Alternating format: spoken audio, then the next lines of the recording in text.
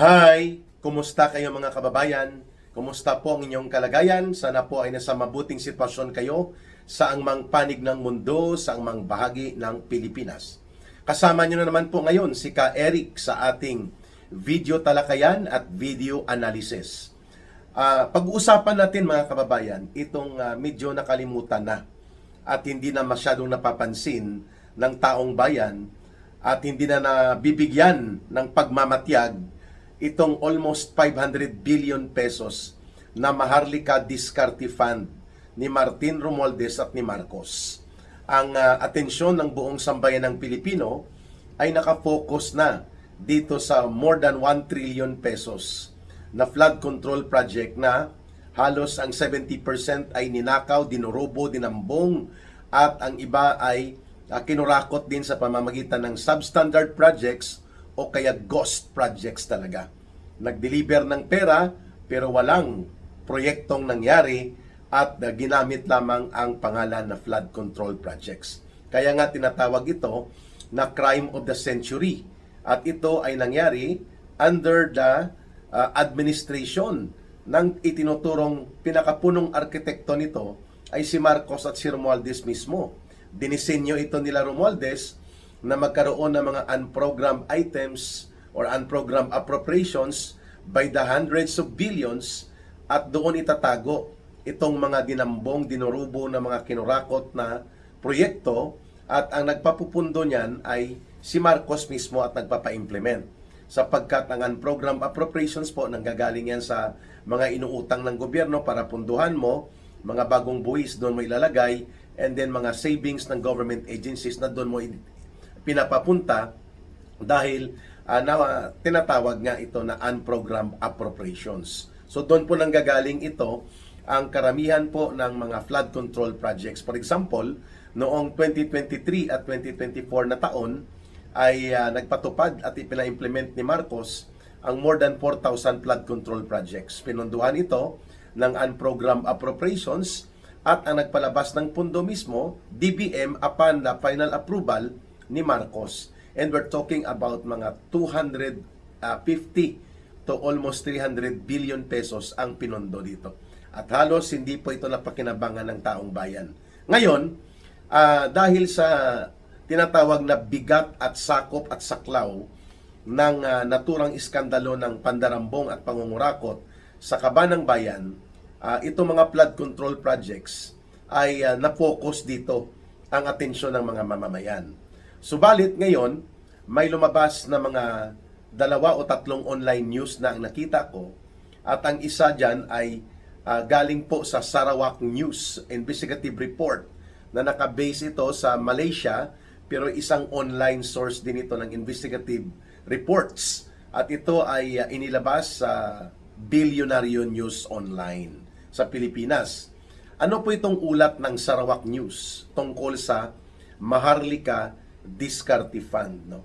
By the way, before po natin kalimutan o makakalimutan, ang Maharlika Diskarte Fund po, pundo ito ng gobyerno, pera ito ng mga mamamayan.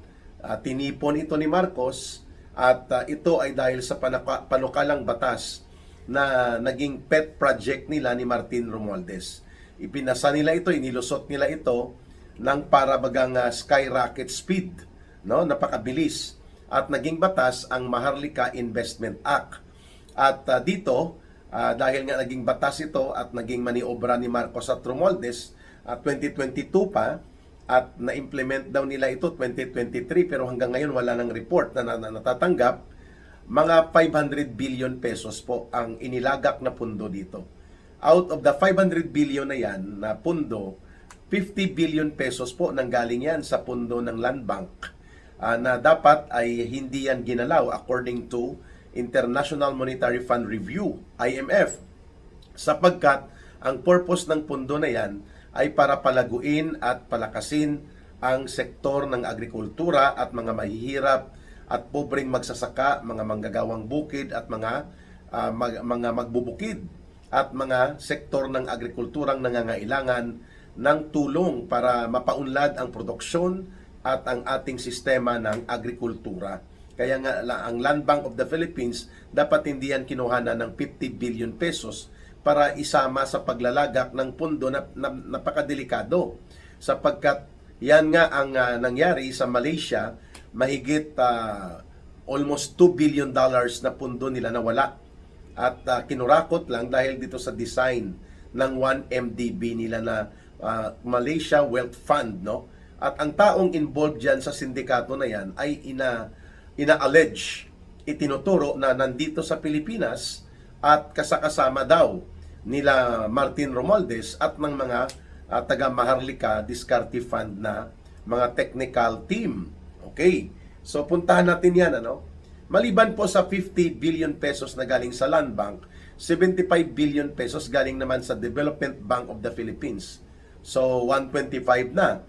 Ang 250 billion ay nanggaling yata sa savings ng government at pati sa Central Bank.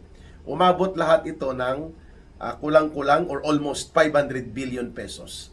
Ang pundo na natipo ni Marcos at nila Romualdez para palabasin na mayroon tayong sovereign wealth fund.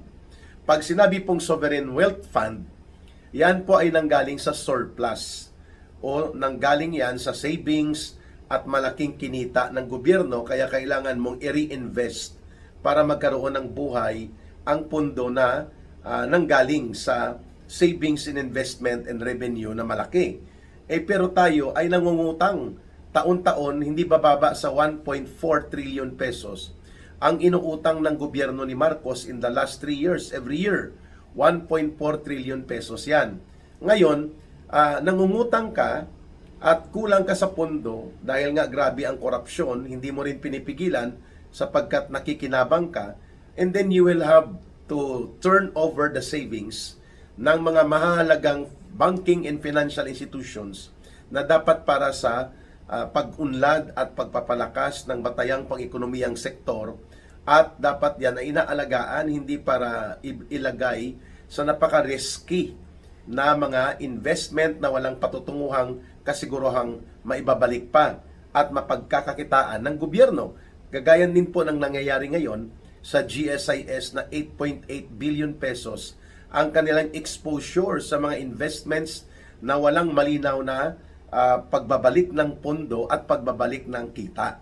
Kaya nga nagreklamo ang maraming top executives at nagresign mula sa GSIS dahil dito sa desisyon ni Wex Biloso na ang 8.8 billion pesos mula sa pinaghirapan at pinag-ipunan na pondo ng nanggaling sa sakripisyo, dugo at pawis halos ito ng mga kawani ng empleyado ng gobyerno at mga nag-retired na at mga aktibo, and yet basta-basta na lang po gagamitin ng pamunuan ng GSIS para ilagak sa investment o mga investments na wala pong kasiguruhang maibabalik, at ang iba doon ay dubious and anomalous pa, kagaya nitong DigiPlus at Alternergy at iba pang investments na na-flag na as dangerously risky or scandalously dangerous and risky to financial health of GSIS. Ganon din po yan ang Maharlika Diskarte Fund.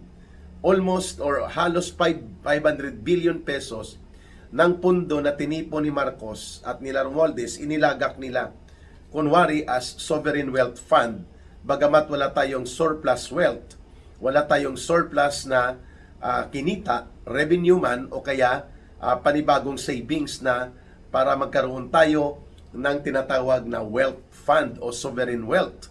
Hindi kagaya ng bansang Norway at malalaking bansa sa Europa na napakalaki po ng kanilang surplus of revenue and savings ng kanilang gobyerno. Ngayon, under scrutiny ang report na ito kung ito ay totoo, at mukhang may alingasngas na since 2 years pa or last year pa, nandito na daw si ang pangalan niya Patrick Mahoney. Patrick Mahoney, British-Swedish. At ito po ay isang convicted criminal sa kasong financial fraud and criminal manipulation of management and investment. At na-convict ito with a sentence of 6 years imprisonment under appeal. Sa Switzerland yata siya na-convict, no? Hindi sa Malaysia. At kasi bumalik siya sa kanyang bansa at doon siya nagtago, no? At doon siya na sentensyahan, nahuli, at nag-appeal sa higher court nila at pwede naman siya mag-travel habang under appeal ang kanyang conviction of large financial fraud and criminal manipulation of investments. Noong 2024 siya nahatulan. So nag-travel siya sa Pilipinas last year nga. At ito, si Patrick Mahoney ang isa sa sentrong author o pinakautak na nagpatupad at nagkaroon ng problema at later on dinambong at dinurubo ang 1.8 billion dollars na pundo ng Malaysian wealth fund nila, kapareho ng Maharlika Diskarte Fund, yung 1MDB. So uulitin natin, itong personalidad na nagngangalang Patrick Mahoney ay nasa Pilipinas since last year pa at kasama ni Martin Tambaloslos allegedly dyan sa kanilang napakamahal na Manila Golf Club at kasama niya sa mga gatherings, no? And lumalabas ayon sa balita ng mga ilang financial market na mga experts na nag-o-observe, lumalabas na consultant ito daw. Lagyan ko ng daw kasi walang appointment or document paper na nagpapakita na consultant itong si Patrick Mahoney ng gobyerno ni Marcos sa Maharlika Diskarte Fund. At ngayon, ang background ng taong ito is very dangerous para sa Pilipinas. He is a convicted criminal, although ang kanyang conviction is under appeal, pero hinatulan ito ng korte sa Switzerland. At kaya siya mayroong hatol na pagkakakulong ng 6 na taon. At ang kaso niya ay financial crime, fraud, money laundering, and criminal manipulation of investments. At iyan ay na-involve doon sa iskandalo ng 1MDB. Ang 1MDB po ay ang equivalent na parang Sovereign Wealth Corporation sa Malaysia. Sa atin naman, Maharlika Diskarte Fund. MDF, hindi MIF, no? Ang tawag ni Marcos at ni Romualdez, Maharlika Investments Fund. Pero ang tawag ni Ka-Eric, Maharlika Diskarte Fund. Ngayon, walang transparent report itong MDF or Maharlika Diskarte Fund ni Marcos at Romualdez.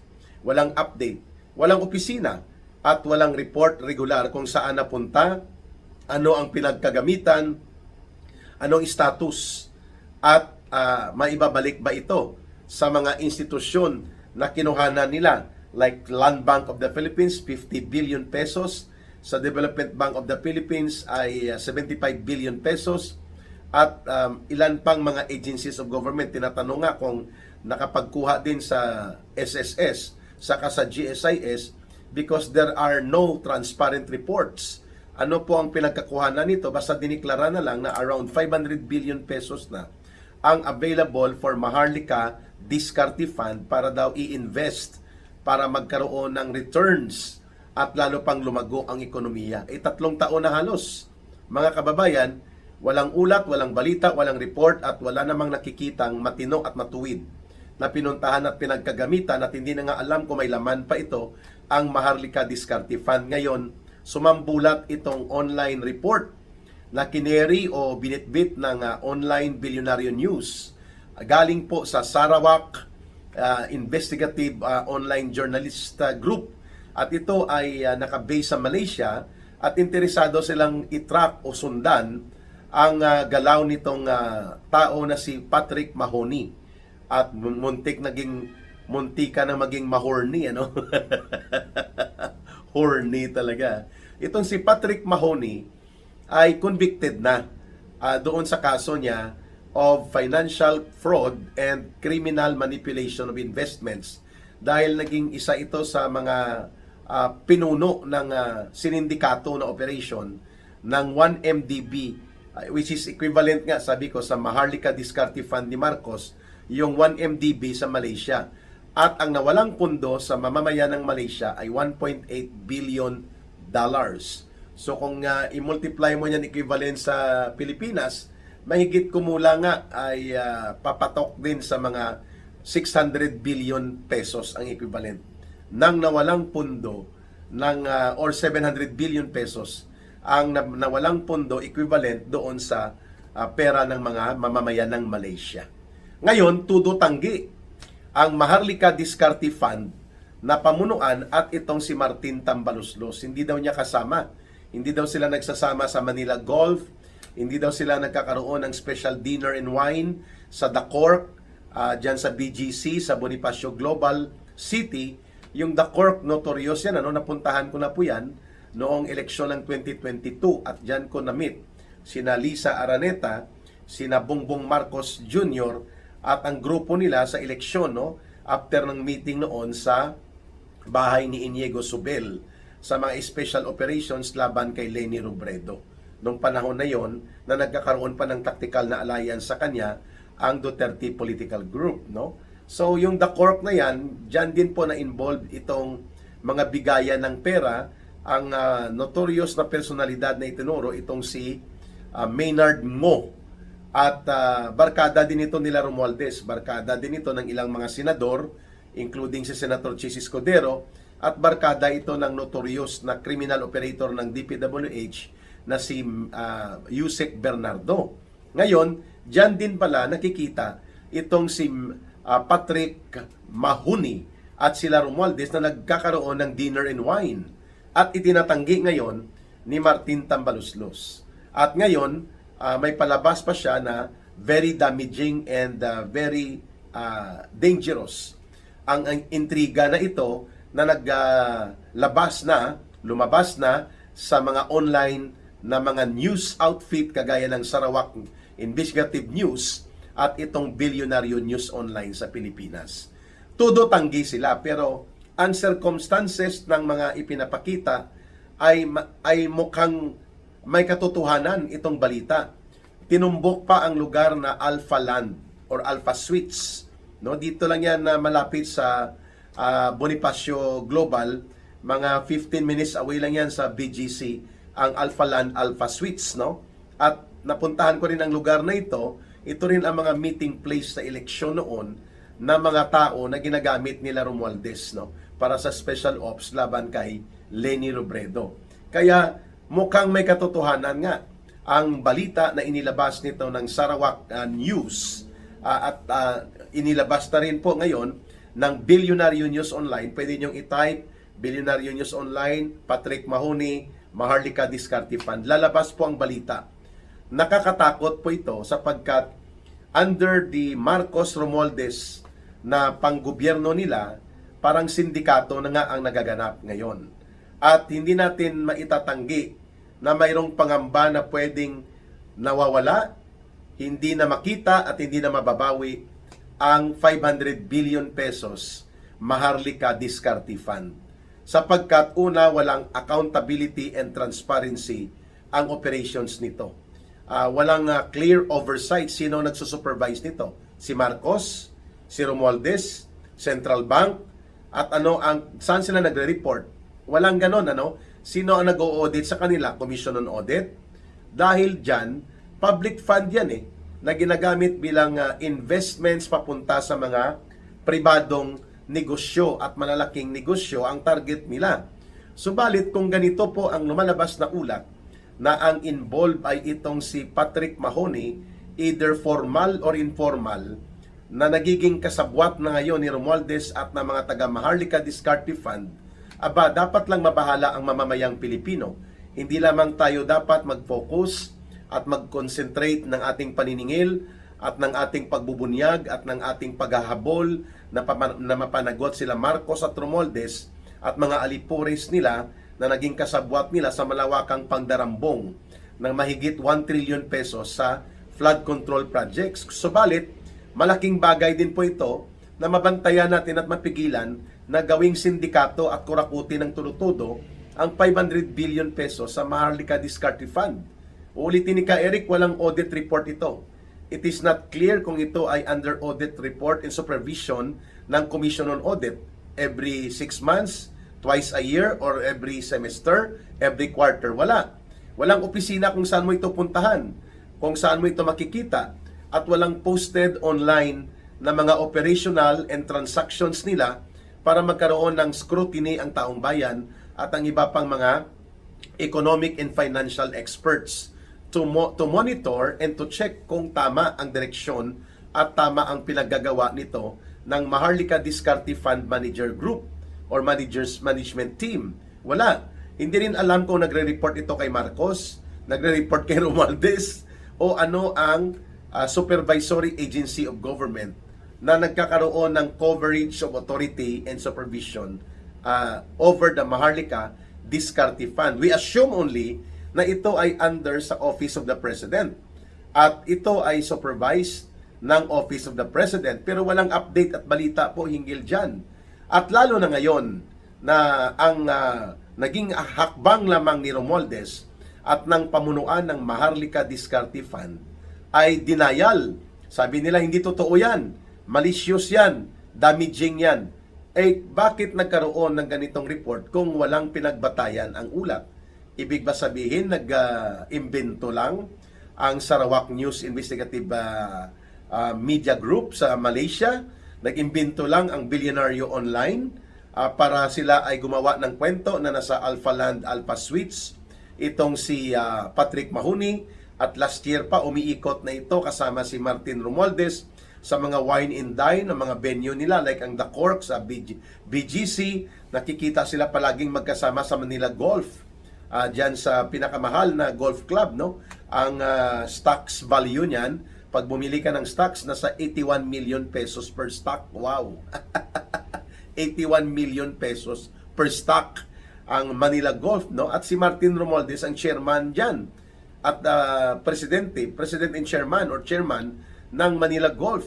At kasama niya, bit niya ito, ayon sa balita, itong si Patrick Mahoney. Ngayon, ang kanyang reaksyon sa online news na lumabas dito sa Bilyonaryo Online ay sabi niya, hindi totoo. Palagi namang ganon ang style ni Romualdez.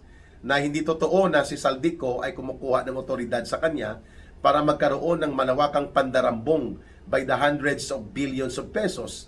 Palaging hindi totoo, palaging malisyuso, denial siya. Pero alam naman natin na ang magnanakaw ay sinungaling din. Ang sinungaling magaling magnakaw. Yun pong punto natin.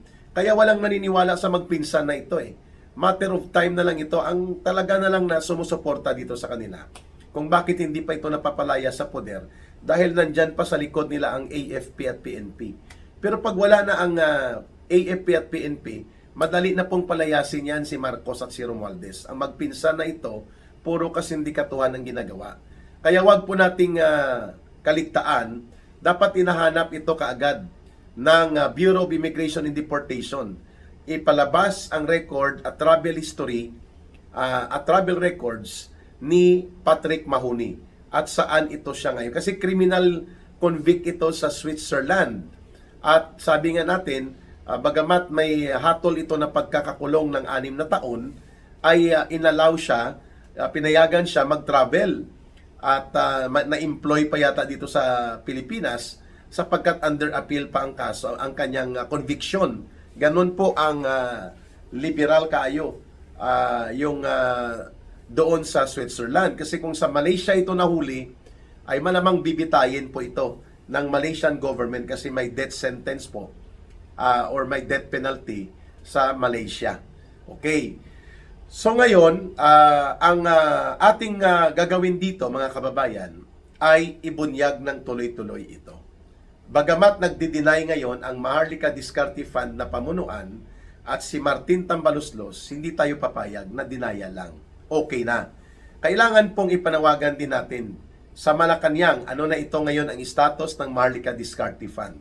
Totoo ba na na-involve bilang sindikato itong criminally convicted sa financial fraud and investment manipulation at financial crimes itong si Patrick Mahoney as indirect or informal consultant bit-bit ni Romualdez, ni Tambaluslos. Kailangan magpaliwanag dito ang Office of the President sa 4 na bagay. I-demand ng mamamayan yan. Magkaroon ng total public transparent report, ano na ang status ng pundo sa Maharlika Diskarte Fund. Magkano talaga ito? May nagsasabing 250 billion pesos, may report na 500 billion pesos. Magkano talaga? Ano ang status ng investment? Saan ito ginamit? Saan po ang mga report ng kanilang gastos? at ginagawa. Number 3, saan ito nagre-report? Sino nagsusupervise? Sino nag-oversight? Sino nag-check sa ginagawa nito ng Maharlika Diskarte Fund na may hundreds of billions of pesos na hawak mula sa kaban ng bayan? Pang-apat, ano po ang role nito ni Patrick Mahoney at ni Romualdez?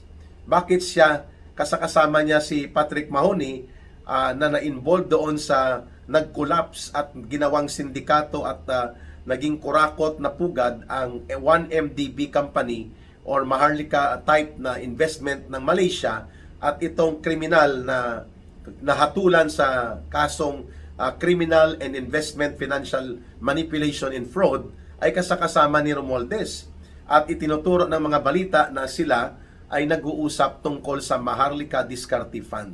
Dapat ito ipaliwanag and then ilabas na rin ng Bureau of Immigration and Deportation itong status ni Patrick Mahoney sa Pilipinas. At pangalawa, kung kinakailangan pong imbestigahan na rin ang involvement ni Romualdez dito at ni Patrick Mahoney ng ating National Bureau of Investigation o kaya ng Criminal Investigation and Detection Group, CIDG, sapagkat ito ay possibility of high-profile financial criminal operations na nandito sa Pilipinas. Baka hindi lang Maharlika Diskarte Fund ang kanyang bit-bit dito ni Patrick Mahoney at parang lumalabas sponsor niya si Martin Tambaluslos. Kung ito ay totoo, nagtatanong ang mamamayan ngayon. So grabe talaga ang pagkasindikato ng gobyernong ito.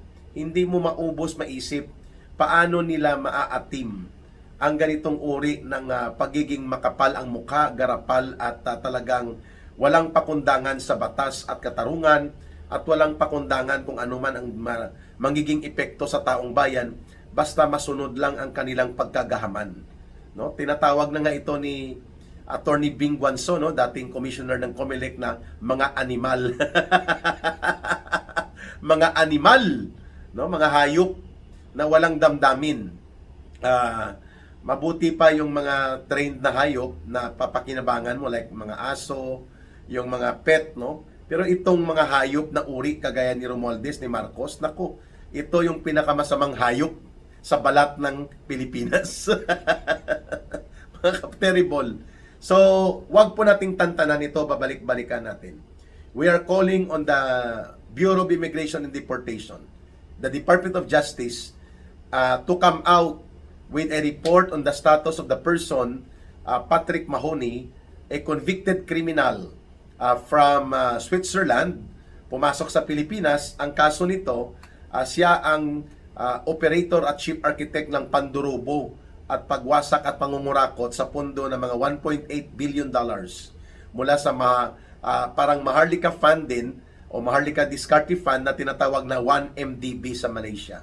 Anong ginagawa niya with Martin Romualdez? Kung totoo ito, umiikot sila at nagkakaroon ng maraming mga pagpupulong-pulong at ang pinag-uusapan ayon sa inside information na nakakaalam sa activities na ito ay tungkol sa Maharlika Diskarte Fund. No, mag-aantay tayo ng kasagutan and we will continue to expose this, mga kababayan, sapagkat tungkulin po natin ito na mapangalagaan at huwag nang madagdagan pa ang 1 trillion pesos na ninakaw, dinurubo, kinurakot, dinambong sa ilalim ni Marcos at nila Romualdez, at ngayon mga 500 billion pesos din ang pinangangambahan na malulusaw, at ito na naman ay pakana ng magpinsang Marcos at Romualdez sapagkat mga kriminal pala ang kasama nila sa pagpapatupad ng proyektong ito na ang layunin ay para sana magpalago ng investment, magkaroon ng panibagong income ang Pilipinas para sa pagpapalago mismo ng ating ekonomiya, at nagsugal, ginamit ang pondo ng mamamayan mula sa Land Bank, Development Bank of the Philippines, Central Bank, whatever, saan ito nanggaling pa, basta pondo ng mamamayan. Ngayon, bingo, mga kriminal po ang itinuturong nagpapatakbo ng ganitong uri ng kasindikatuhan. Huwag nating tantanan ito because vigilance and consciousness of the people will still be the most effective way to fight against corruption. At syempre, habang nandyan pa si Marcos at si Romualdez, hindi tayo titigil sa paglaban. Hindi tayo titigil sa pagbubunyag. Hindi tayo titigil sa pagpupuna at pagbabatikos at paglaban. Maraming salamat sa inyong pagtitiwala sa ating Ka Eric Celis video analysis. Please like and share our video, promote and subscribe to our channel, and promote also the viewership ng ating mga videos sa mas malaganap pa na sharing ng ating mga impormasyon. Sa gustong tumulong din po sa ating advocacy for good governance and to fight corruption and plunder in government, ang People's Movement na Bangon Sambayanan, our line of support, yan po ay GCash line, at the same time, line of support na rin, 0916-308-7710. 0916-308-7710. Kay Langging po yan, Rohilda Celis na numero, and you can coordinate, and siya na po ang tumutulong para sa support distribution po mula sa inyong kabutihang loob at sinsirong mga pagtulong. Mahalin po natin ang bansang Pilipinas. Walang ibang magmamahal nito kundi tayo ring mga Pilipino. Para sa Diyos at sa Pilipinas nating mahal.